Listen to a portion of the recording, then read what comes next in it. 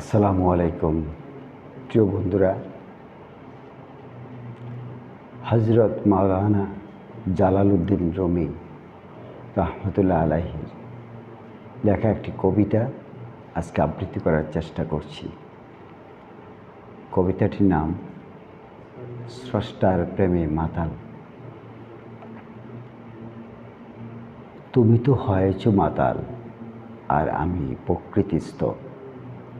কেউ তো নেই আশেপাশে যে পথ দেখিয়ে আমাদের বাড়ি নিয়ে যেতে পারে। বারবার আমি তোমায় বলেছিলাম কিছুটা কম পান করো, দু এক পেয়ালা কম। আমি তো জানি এই শহরে কেউ নয় মিতব্যয়ী।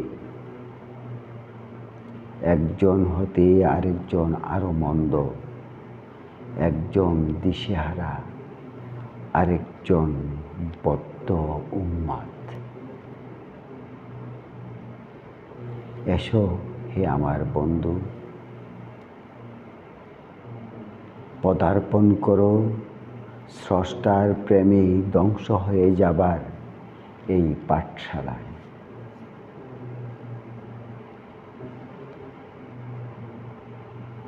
নতুন আরেকটি বন্ধুর সান্নিধ্যে এসো স্বাদ নাও জীবনের অমৃত সঞ্জীবনী।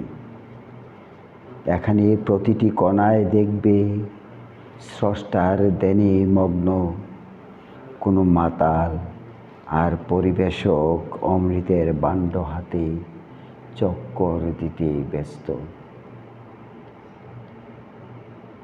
আমি যখনই বাড়ি থেকে বেরিয়েছিলাম ঠিক তখনই আমার কাছে এলো একজন মাতাল, স্রষ্টার প্রেমে মাতাল, যার আভাতে স্বর্গের 100 বাড়ি হলো আলোকিত।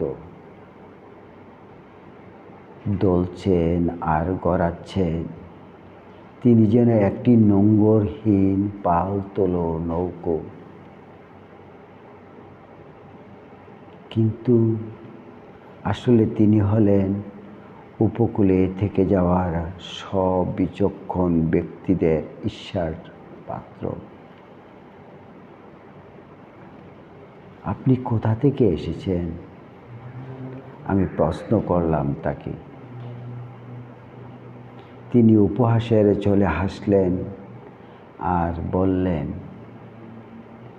এক অর্ধেক পূর্ব হতে, এক অর্ধেক পশ্চিম হতে, এক অর্ধেক তৈরি পানি আর মাটি হতে, এক অর্ধেক তৈরি হৃদয় আর এক অর্ধেক আত্মা দ্বারা। এক অর্ধেকে আছে সমুদ্রের তীরে আর এক অর্ধেক বাস করে সমুদ্রের গভীরে মুক্তোর ভিতর। আমি অনুনয় করে বললাম, আমায় আপনি বন্ধু করে সাথে নেবেন। আমি তো আপনার অতি নিকটাত্মীয়। তিনি বললেন, আমি স্বজনদের চিনি না।